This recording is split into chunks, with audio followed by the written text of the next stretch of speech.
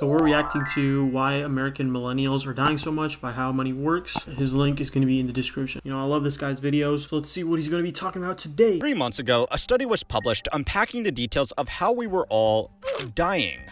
The researchers collected data over 4 decades from 22 countries to build one of the most comprehensive databases of death ever assembled.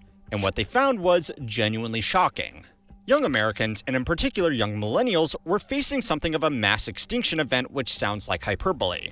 But compared to the other high-income countries included in the study, an American between the ages of 25 and 44 was more than 2.5 times as likely to die in a given year. So the obvious question is, why?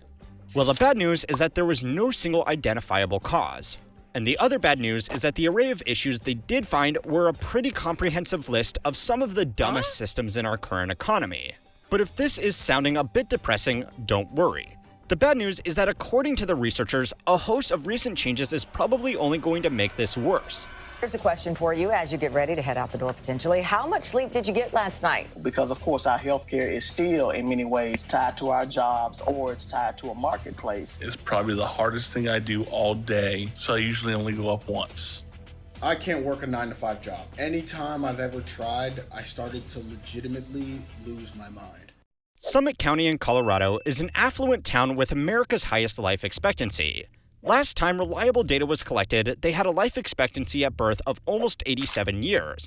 On the other end of the spectrum, Oglala Lakota County in South Dakota had a life expectancy at birth of less than 67 years. That is a gap of almost exactly 20 years depending on where you were. This really shows so much of your life is determined by where you're born, how you're born. Apparently one of the best predictors for how much money you're going to make is the zip code that you were born in. Isn't that crazy? The zip code you're born in has such an impact on the community that you see, the wealth of your family, the wealth of your community. If you start off rich, most likely you're going to stay at least somewhat close to that level, if not get even better, right? It's just crazy how much of our lives is already determined at birth. But that doesn't mean that you can't change that. The only benefits of the zip code is community that you have, people pushing you to be better, and people teaching you how to make money. And you can still get those things without having been born in those communities, but it's just a lot harder. So you have to work a lot harder to get to the same level that the richer people that are born rich already are. Born in the country.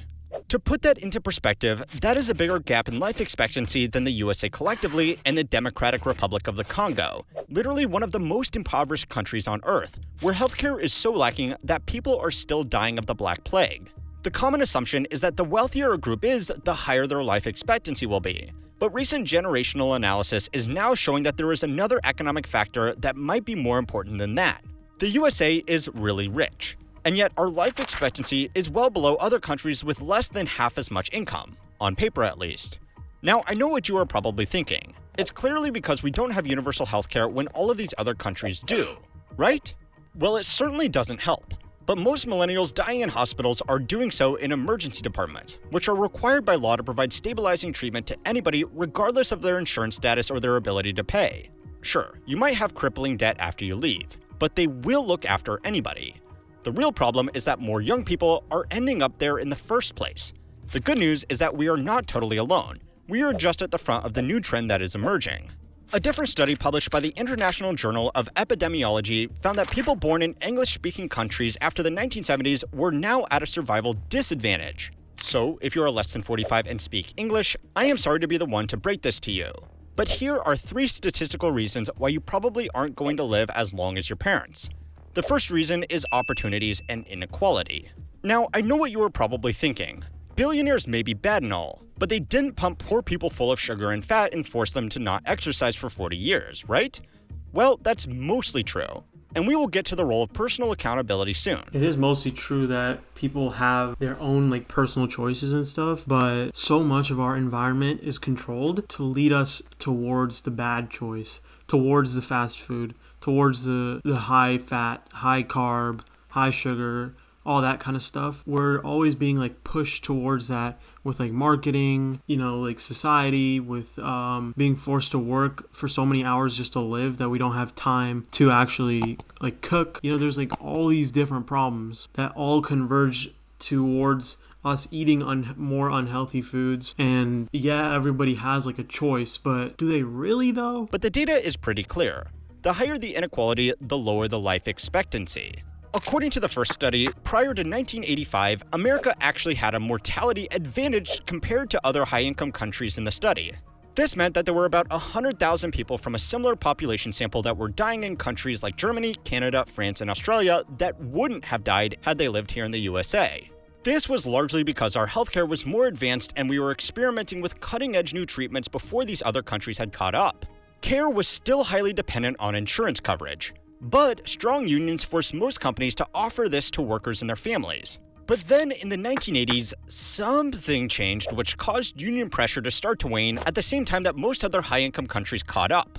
After that, deepening inequality just put us further and further behind. Excess deaths is really just a clinical way of saying deaths that could have been avoided with reasonable interventions. Some of the most common causes of these types of deaths are what are commonly referred to as diseases of despair. Liver disease, overdoses, reckless driving, and overall risky behaviors linked to people who have bleak long-term social and economic prospects. These are all highly prevalent in areas like the Rust Belt that have very few job opportunities and no clear way for people to improve their. This also might be why like some people that live in like really impoverished places like the hood, right? That's why they're so like violent and they're like quick to react with anger. Is because they really don't believe that they can get out of their situation. So it's like, what's the point? Like if my entire life is gonna be shit anyway, might as well just like be angry and at least let my emotions out one time. Maybe like jail is almost as bad as the life that they're living right now. That could be like one factor to it. Standard of living. But inequality has been found to work in other less immediately obvious ways as well. The Whitehall studies were conducted on British civil servants of various ranks in the government. It found overwhelmingly that higher-ranking employees were living longer than people in lower-level jobs. The reason was simply stress. People who were aware of their lower organizational standings with less control over what they did on a daily basis had far higher levels of stress than more senior employees who didn't have as many people micromanaging them and could do their work when and how they please, as long as it still got done. The observed increases in cortisol levels of the lower-ranking employees led to significantly higher instances of heart disease, resulting in a life expectancy a full 10 years shorter than their bosses. Tragically, a lot of this difference was from a few people dying quite young. Now, the important thing to remember here is that the elite group in this study were still just people working in jobs as a public servant, and the low-level group had full-time, secure government jobs with benefits. So, if the difference in stress levels between these two groups was enough to knock 10 years off their life expectancy, imagine the difference between an at-will but does this consider like how it said like some people that were younger died earlier, right? But maybe they just weren't able to get to the higher levels of employment before they died, right? Maybe this is like an unfair comparison because the older you are, the more likely it is that you're in a higher position, right? Maybe like the study is maybe like a little bit wrong there. Like, I don't know, I'd have to read the study. Graduate with student loans to pay, and someone who doesn't even need to show up to work to get paid. The irony is that, as these pressures are killing young people at increasingly high rates, we are simultaneously raising the alarm that we are running out of young workers. So to fix that problem, we raise pressure on young people. Now, unless something changes, this is likely to only get worse. Millennials are just the first generation this is affecting enough to start getting clearer data on. So it's time to learn how money works to find out how else America got so good at killing young people. There is an anecdote about the life of the millennial generation that goes something like this. In 2005, when they were graduating high school, they were told to go to college or else they would spend their lives flipping burgers. In 2008, when they Oh, hell no. Now people literally go to college and they still end up working at McDonald's, bro. And the people that were working there right after high school, now they're the managers. So now they're cooked, bro. So that's unfortunate. And couldn't find a job, they were ridiculed for thinking they were too good to get a job flipping burgers until they could land a graduate role. In the early 2010s, people called them greedy for wanting $15 an hour for flipping burgers. And today, people are angry that nobody wants to flip burgers anymore. Now, obviously, this is meant as a joke. But bruh, people always angry, bruh. Like, they always want to blame someone else. And, like, it feels like the older generations always want to blame the younger ones. Like, bro, what the hell? Like, you created the world, or, like, you shaped the world a little bit that the younger generation is living in now. So, who can you really be blaming, man? Does demonstrate that career uncertainty and the stress that comes with it have been a constant for millennials throughout their careers. However, this is happening everywhere, including all of the other high-income countries included in this study. In fact, a lot of the European job markets have actually been significantly worse than those here in America, with youth unemployment as high as 20% for years on end. But the difference is in America, this is resulting in higher mortality rates because there is less support for people out of work. Now, I know it might not exactly shock you to learn that these soft Europeans have better welfare systems than ours, but this goes beyond unemployment benefits. Living in America is No way that's a real belly for that guy, right? just really expensive. A result of our high incomes is that regions with actual job opportunities are some of the most expensive places to live in the world.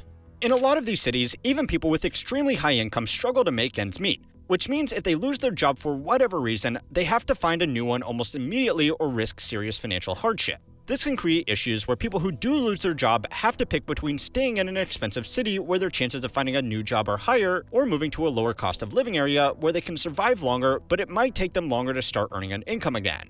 This obviously still happens in other countries as well, but the gradient is not as extreme, and basic support systems ensure that people aren't literally one bad week away from financial ruin at any given time. I think a lot of problems would be solved in America if we just had, more fair healthcare. But, there's always going to be some people that are opposing it. So I don't know how we would make it pass, through the laws and stuff. We really need to change the ideas of, the entire society just to get people to do this. Another big factor in this is transport. Now again, I know it's probably not exactly shocking to you that America has a bit of a car centricity problem, but this adds to the mortality problem in a few unexpected ways.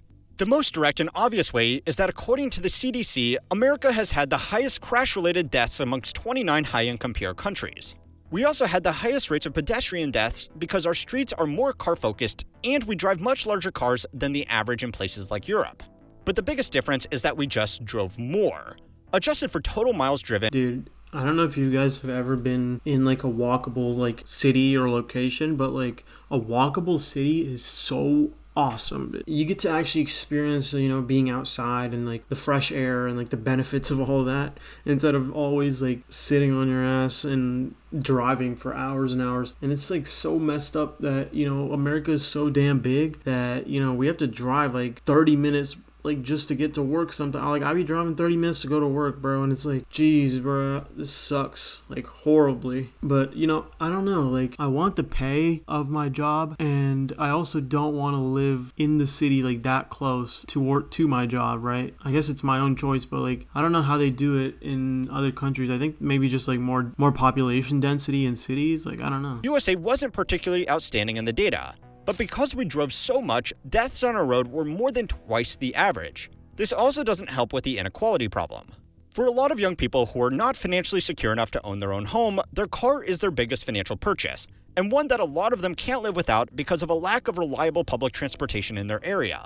Car loans are ubiquitous. Damn, I guess buses be looking the same all across America, bro. Are ubiquitous, and one of the biggest stressors on people's finances, which can push them into desperate situations. Cars, inequality, and the threat of imminent financial ruin are certainly not the only variables contributing to our millennial mortality crisis, but most individual factors can be linked back to these three pretty easily.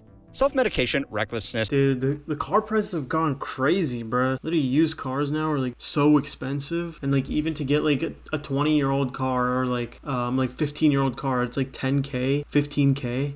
Obviously these are good quality old cars, but still. $10K for a 15-year-old car with over 100,000 miles. What the hell, bro? That's too much, bro. And it wouldn't be too much if incomes were kept up with it, but they don't, obviously. Apparently if the minimum wage had the same buying power as it did 50 years ago, it would be $40 something dollars, something like that. And I was holy shit, bro. These boomers really had it easy though. Obviously they had their own challenges, but at least in this aspect of the financial stuff, they had a little bit of an easier time. Everywhere. We just do them a little bit bigger and a little bit better.